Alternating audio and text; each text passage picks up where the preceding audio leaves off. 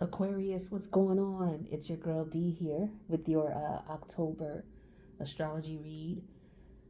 This is going to be a general reading. This is just me looking at the planets and just giving you a synopsis of what I'm seeing. It doesn't have to be right or wrong. Doesn't have to resonate. Doesn't it could resonate. It may not. Let's just put it that way. Just take what you want out of it, right? Whatever you don't need, leave it, and then marinate with that and add to it. All right. So let's get to it, Aquarius. There's a lot of planetary movement going on in October. We got on October 2nd, Mercury's going direct in your 8th house. These are some of the things we're going to talk about. Let me make sure I get the list right because there was a few of them. I'm looking the wrong one.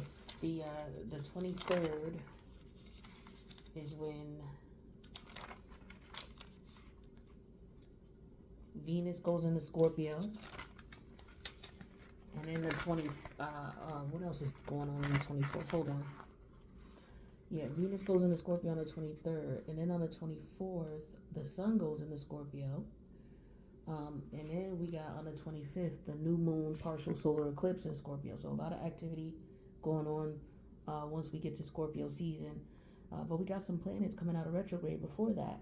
So Capricorn is coming out of retrograde on the 8th, right? And then you got your first house where Saturn is, that's coming out on the 23rd as well.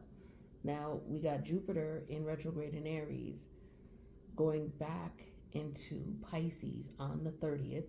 And then Mars is going retrograde on the 30th.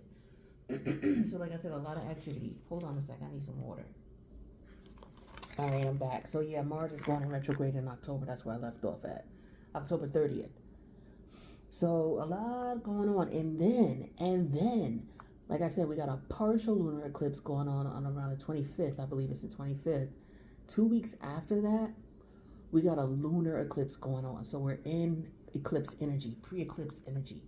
So this is all lunar energy because this is all, energy based off of the Taurus North Node, Scorpio South Node that the collective is experiencing right now.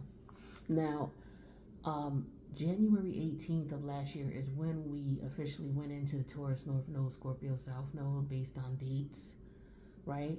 And then when we were in Taurus season, we had a full moon in Scorpio. Now, keep in mind, whatever sign you're in, there's going to be a full moon every 28 and a half days. So for every sign we go into, which lasts approximately a month, there's going to be a full moon. And that full moon is going to be the opposite polarity of that sign. So if we're in Libra season, that means that the full moon in Libra season is going to be an Aries full moon. Now we're going into Scorpio season on the 24th. So the full moon in Scorpio season is going to be a full moon in Taurus. Now, when we went into the North Node back in Taurus season, in January, when we hit Taurus season, the same thing happened, right, in reverse. So that was an eclipse then. So we were in between that eclipse energy. We're in between this eclipse energy. So this is amazing energy right now. So you may want to pay attention to your dreams, pay attention to your emotions. Look at where all these planets are in your chart, which we're going to talk about right now. And just, I would document things. Like, I'm a nerd like that. I'm a geek like that. Like, I document certain things. Like, I document how I feel when I woke up. If I remember anything about my dream, I'll document that. I'll document how I felt when I woke up. Was I tired? Was I sluggish? Do I feel energized? Did I have a bad dream? Things like that. What I ate, you know what I'm saying? And just monitor certain things and where the sun and all the stars are at that time. Like, I'm like that. Some people are not, but I, try to pay attention to the cycles, the planetary cycles and how they affect me. So if you rock with that, try that. If you're bored and want to try something different, because you could respect that, Aquarius. You could respect that type of energy. It's my Mars and Aquarius that makes me like this. So I know some of y'all out there can respect that.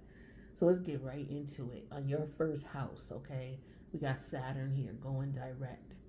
Now, Saturn is your ancient ruler, or what they call ancient or older ruler. and then it changed to Uranus. I don't know the story behind that, so I'm sorry. But it's still a positive thing when Saturn's, in your house, because of the fact that it still has you have a connection to this planet and its energies.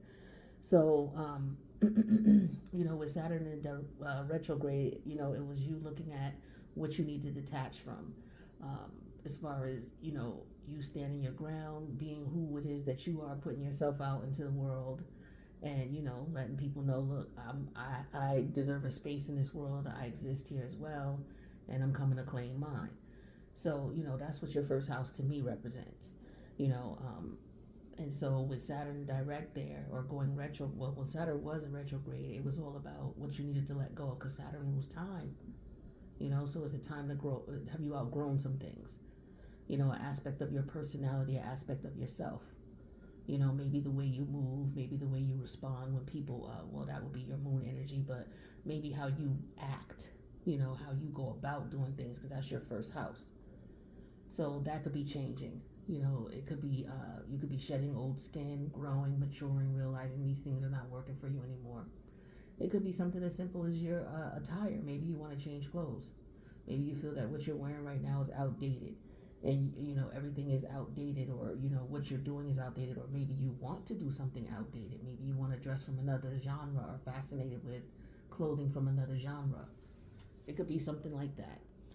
But there's some things that you're going to be looking at as far as how you put yourself forward in the world. You're changing that up for some of you.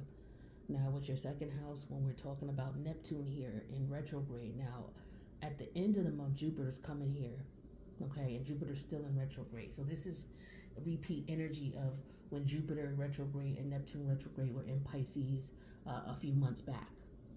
So you may want to look back at the dates, and I'm sorry, again, I did not have those dates. I know I suck. Yeah, right?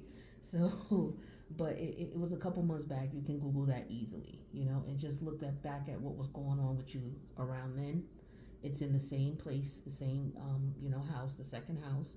So, Jupiter's bobbing back and forth between your second and third houses. So this is all about your self-esteem and how you express yourself, your lifestyle choices, things like that. So, there could be some excess that you might have been experiencing in these areas for whatever reason. Also, the second house talks about your money-making opportunities and money-making potential. So maybe there was some extra spending or some excess spending that was going on. Maybe that's a good thing. Maybe it's not. But that could have been the case. And maybe you were realizing, hey, I'm spending a lot of money, or hey, I have a lot of money to spend, or I don't have as much money to spend. Either way, but I feel like you were paying attention to your money, getting real clear on what you could do and what you couldn't do. Also being very careful with who you share your financial situation with. Giving the illusion that maybe you don't have anything. Some of you, that might be a good idea, because I don't know if you're around people who sense that, for those of you who are financially comfortable, I don't know if you sense people around you who may sense that, or, just watch yourself, watch your surroundings, watch the people you're around, and I wouldn't discuss, your money. I'm sure you know that, but, just be careful, because the energy's out here. Because Chiron is here in the third house, so it's all about lifestyle choices as well. Maybe some of you are spending things on things that, maybe you're wasting money, or, maybe you're, maybe you lost some money, or maybe you could lose some money if you don't change the way you're going, right? Now, your fourth house, some of you could be moving, because your second, third, fourth, fifth house, busy, right? As well as your first. So for some of you, you could be moving, relocating, or you could be doing some traveling, either or. Maybe you're considering moving, but, a lot of you are traveling. A lot of you getting ready to travel, of course, for the holidays. So I feel like a lot of you could be buying your tickets for Thanksgiving and or Christmas right about now, right? So I feel like that's the case. Yeah, I feel like for some of you, you may be going to one of your children's houses for the holidays, or you're planning for your children to come to your house for the holiday. You could be getting ready for that. Now, the fourth house is where you have Uranus in retrograde and the full moon eclipse that's coming up on November 8th. That's the full moon in Taurus. So we're gearing up for that energy, and that's in your fourth house. So this could This could be a very emotional time for you all, especially if you may be dealing with some unresolved emotional conflict in reference to mother and daughter, mother and son, or you know, maybe you and your mother figure, some unresolved issues, or you know, anything like that, something like that. Or it could just be you thinking about some type of concern that you may have, if there is one. If there isn't, then you know, maybe something out of the blue or unexpected may occur in a positive way or a negative way, because we don't know what Uranus, you know. Um, so just keep that in mind. Pay attention to what's going on with your emotions and your feelings and how you're dealing with that, especially with this lunar energy coming up. Now, your fifth house, okay, the house of fun, the house of your inner child, this is where Mars is. Now, Mars right now is direct there. So, you know, Mars is all about let's get it, let's go right now. I'm ready to go. You know what I'm saying? So it's in Gemini. That's your fifth house for you. So this is all about, you know, exploring different ideas, different lifestyle choices. I feel like for some of you right now, you know, you're getting a kick out of meeting different people. I feel because you're traveling. Like I feel like for a lot of you, you're traveling. I feel like you're meeting people in your travels. I feel like you're going from, you know, one state to another and just checking out how people live. Or some of you are considering that because you're moving or you're about to move. So I feel like there's short-term travel here because the fifth house, you know, that's your house of leisure, what you do for fun. Some of y'all travel for fun. So I feel like that's what some of you are doing. But Mars is going to go retrograde on October 30th. And, you know, when Mars goes retrograde, Mars slows down. So it's like, you know, if Mars is very busy and work, or just going, when Mars is in retrograde, this is Mars on vacation. You know, like the teachers work all year traditionally. Back in the day, they used to work from what, August through to June, or and it would be off for like what, a month or two or three, depending on their situation, all summer, every summer. Well, just imagine, you know, Mars is the teacher working all school year and then they're off for the summer, so vacation. So things are going to slow down. You know, the collective as a whole, wherever we have Mars at, that area of our life, we may slow down a bit. That's your area of having fun, your short-term travel, because it's it's sextile in your, I believe it's your, yeah, it's sextile in Jupiter for you, because Jupiter is all about travel, long distance travel. And so, you know, for some of you, you may slow down your travel, right? You may have been running all summer, but you may slow down a bit. For others of you, it may pick up. But Mars is going to be retrograde. We'll do a reading on that for you guys towards the end of the month. I'll talk more about that. But let's move on. You don't have anything in Cancer or Leo, which is your 6th or 7th houses. Let's go to your 8th house. Now, this is where Virgo is. So you got Mercury here going direct on the 2nd. Now, Mercury rules Virgo, right? And the 8th house is like your psyche. It's like why you do the things you do. It's like your wiring, especially when you connect with other people. Specifically, when you connect with other people, I should say. And, you know, the power struggles that go on within you as an individual, and dealing with other people or dealing with yourself, knowing your limits, you know, making sure things are fair and balanced. And then the same thing with the connections with you and people that you connect with on this, not just on a 3D level, but on a spiritual level as well.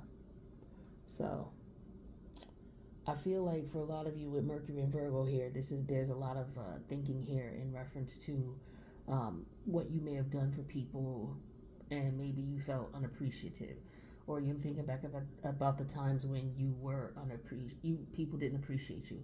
You could also be thinking back about the times where maybe people did things for you, and maybe you could have shown more appreciation or love, or, you know, maybe you're looking back at times where you should have changed. Some of you, I feel like, are beating yourself up. Like, I knew I shouldn't have did that. I should have did this, that. It's like you have to let go. You know, you have to, like, understand that you make mistakes, and it's okay. So some of you may be feeling that way about some regrets that you might have, but, you know, just, you know, there's a transformation that's going on with you in your 8th house. So your mind, the way you process things and why you look at it like that is changing. So be gentle on yourself. You know, you're going through a process. And it's going to take you a little bit of time to get adjusted because, this is a, scorpionic energy. We're dealing with your 8th house. So it could be a bit challenging, but if you fight it, it makes it even worse. Just understand that whatever the universe is telling you to get away, whatever's causing you aggravation and stress, that means it's time for you to move away from it, no matter how you feel about it, other than what it's causing you right now. All right, so that's a hint to you as to what you may need to move away from, right? Because transformation is going to occur. Now, your 9th house is where, after this transformation occurs, you will have acquired some wisdom, and that will be, and you will base your lifestyle and the way you do things on, the philosophy you incurred through these experiences. So this is your Libra house here. So this is all about, how you relate to the situations and experiences you've been through, how you relate now and how they relate to what's going on in your world. And Venus is here. Now, Venus is all about how you value and appreciate things and love and loyalty and things like that. So, you're appreciating love, loyalty. You're looking at these things as those are what's important to you.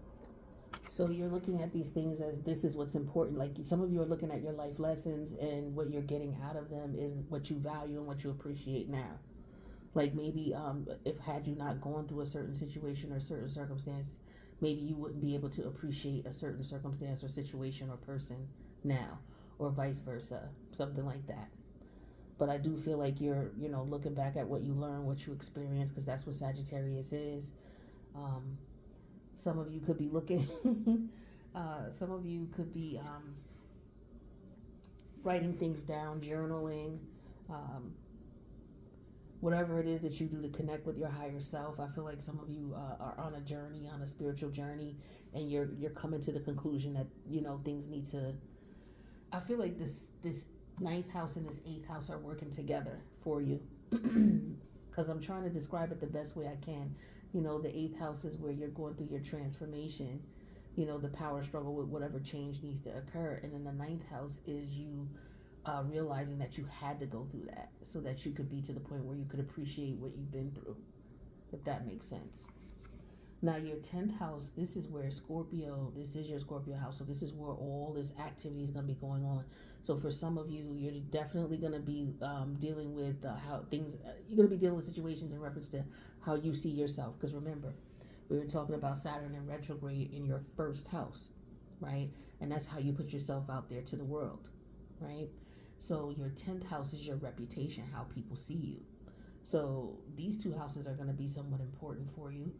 Because this is where the partial solar eclipse is going to be occurring. And Scorpio is a secret house. It's like a hidden house. So it's like the house of hidden emotions, hidden feelings, things that people don't usually know, that they're not going to just come right out and tell you. So there could be some things going on in the workplace that you may find out, a lot of secrets going on in your work environment or in your workplace that you that may be revealed to you. A lot of people may be talking for whatever reason. It could be the planetary alignments, but a lot is coming out, okay? And you may find out some things about your job that you had no clue about, especially with this partial solar eclipse shining, the light on the Scorpio energy, right? Scorpio is usually dark, hidden energy. So with the sun here, this partial solar eclipse, boy, is it shining a light. And it might be bright, okay? So if it's too bright, it could be that the light is shining on you. So hopefully you're not doing anything where, you don't want people to know it and it's being revealed, okay? Because that could be the case depending on what's going on and what you're up to. Now, we don't got much going on in your 11th house, but in your 12th house, this is your subconscious mind. We have Pluto going direct on the 8th. Lot of energy. So whenever Pluto is in your 12th house, you definitely want to be writing things down as far as your dreams, everything you possibly can remember. And I'm talking to people who have this natal placement as well. You definitely want to write down what you dream about, and you definitely want to do some type of like routine spiritual bath, like a cleansing bath to keep your energies clean and clear, okay? Because this is a very vulnerable placement for Pluto, all right? So, if you are into protection and things like that and you do spirit, like you could just do a spiritual bath once a week, but definitely do something. you know, because Pluto is in a really interesting place in the 12th house. But I don't want to get too much into that. But what I will say is it is going direct. Now, when Pluto's in retrograde, it's all about what power struggles did you have? And if you lost, why did you lose? And if this power struggle is coming back to you again, it's because maybe you didn't make the right decision the first time. You know, so maybe you gave in instead of losing to something. You actually just said, you know what, forget it. I'm just going to do this anyway. And so now the situation is coming back to haunt you. And that's when we see the symbolism with Pluto, where you have those, like, a lot of times the tarot cards will have symbolism of, you know, coffins opening up or people coming up out of the ground. Like, those are the ghosts of the things that you did. You know, those are things that were done. You can't change it. And then you live with the ghost of it. So this is what this basically is. Pluto's going direct to say, okay, here's the ghosts, you know, because you didn't do this right, or here's what's going on because maybe, you know, you should have did this a different way. But it's all subconscious energy, so it's all, you know, going on in the background. There's definitely karma being settled here with Pluto, because Pluto deals with reincarnation, and reincarnation and karma go hand in hand. You're not going to have one without the other. So this is a very important karmic cycle that you're closing out here, Aquarius. So kudos to you. Blessings to you.